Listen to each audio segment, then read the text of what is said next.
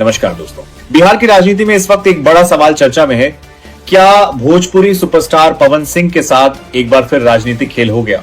वजह है राज्यसभा चुनाव के लिए बीजेपी की तरफ से जारी की गई उम्मीदवारों की सूची। दरअसल मंगलवार को जैसे ही बीजेपी ने बिहार से अपने राज्यसभा उम्मीदवारों के नाम घोषित किए, राजनीतिक गलियारों में हलचल तेज हो गई। पार्टी ने तमाम अटकलों पर विराम लगाते हुए नितिन नबीन और शिवेश कुमार को उम्मीदवार बनाया। लेकिन सूची सामने आते ही एक नाम की कमी ने सबका ध्यान खींच लिया और वो नाम था पवन सिंह का। पिछले कुछ समय से यह चर्चा तेज थी कि भोजपुरी इंडस्ट्री के बड़े स्टार पवन सिंह को बीजेपी राज्यसभा भेज सकती है, खासकर तब जब हाल ही में उनकी मुलाकात केंद्रीय गृह मंत्री अमित शाह से हुई थी। इस मुलाकात के बाद राजनीतिक गलियारों में ये कयास लगाए जा रहे थे कि पार्टी उन्हें बड़ी जिम्मेदारी देने की तैयारी में है।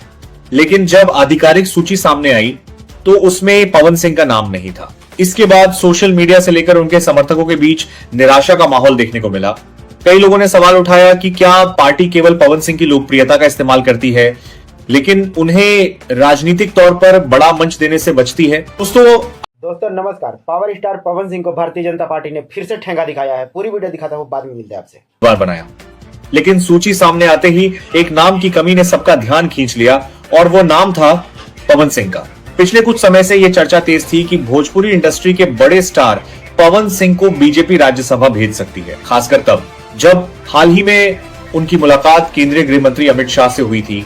इस मुलाकात के बाद राजनीतिक गलियारों में ये कयास लगाए जा रहे थे कि पार्टी उन्हें बड़ी जिम्मेदारी देने की तैयारी में है।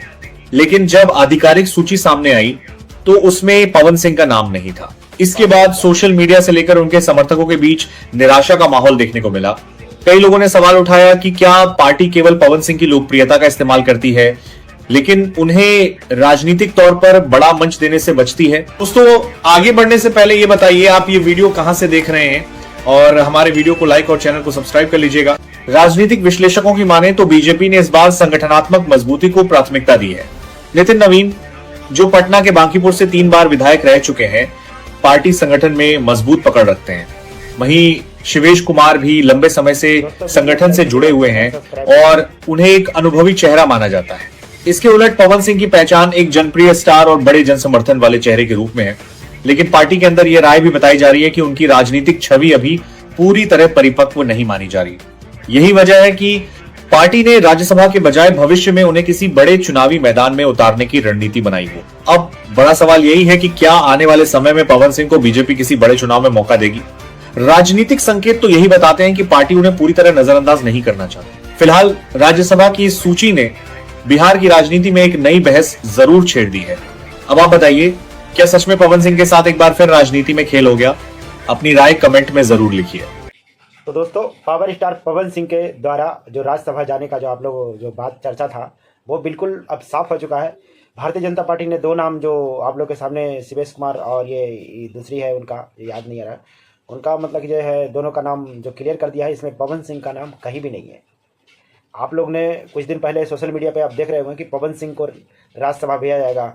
तो ये जो है ना भारतीय जनता पार्टी, और भारतीय जनता पार्टी के साथ में जो भी इंसान काम करता है, पवन सिंह को ऐसा पहली बार नहीं हुआ है जो भारतीय जनता पार्टी ने इनको ठेंगा दिखाया है। ये इनके साथ में कई एक बार हो चुका है। एक बार टिकट के लेके हुआ था, अभी कुछ दिन पहले जब चुनाव लड़ रहे थे तो उनको टिकट के लेकर टिकट भी नहीं इनको दिया गया। उसके बाद में चुनाव में प्रचार डट के किए पवन सिंह के, बताया गया कि आपको मतलब कि राज्यसभा भेज दिया जाएगा, एमएलसी बना दिया जाएगा। चलो ठीक है, पवन सिंह ने वो भी बात को मतलब कि जो अपने ले लिए कि चलो हमारा डायरेक्ट हो जाएगा, उसमें तो अपना सरकार में आ जाएंगे। लेकिन नहीं, बाईजेट के सिक्योरिटी दे के उसके बाद में इनको अब है एक तरीके से, जो कुछ दिन पहले आप लोगों ने देखा होगा सम्राट चौधरी के बोलते हुए कि ये नचनिया कुदनिया है। तो मुझे लगता है कि भारतीय जनता पार्टी पवन सिंह को इससे ज़्यादा और कुछ नहीं समझता है, क्योंकि जिस तरीके से उनको यूज करके उनको फेंकने का जो आदत है भारतीय जनता पार्टी के, अब तो चुनाव लड़ चुके हैं, जीत चुके हैं। पवन सिंह को इनका काम नहीं है। अब फिर प्रचार करने का समय आएगा, फिर से पवन सिंह को बुलाएंगे, 2-4 गो ठुमके लगवाएंगे वो वहाँ स्टेज पे, उसके बाद में फिर से धक्का मार के बाहर। क्योंकि भारतीय जनता पार्टी जानता है कि पवन सिंह का पावर क्या है। ये अपने आप को पावर स्टार भले ही समझते होंगे, लेकिन जब पी के बौखलाने लगते हैं ना, तो ये भारतीय जनता पार्टी के चेहरे पे एक तरीके से धब्बा है, और ये भारतीय जनता पार्टी कभी भी नहीं करेगा, और यही पवन सिंह समझ नहीं रहे हैं। तो आप लोगों ने देखा भारतीय जनता पार्टी ने पवन सिंह को फिर से ठेंगा दिखाया है। आप लोग को इस पर क्या राय है? अपना राय दीजिएगा। मिलते हैं अगले वीडियो में, तब तक अपना ख्याल रखिएगा। जय हिंद।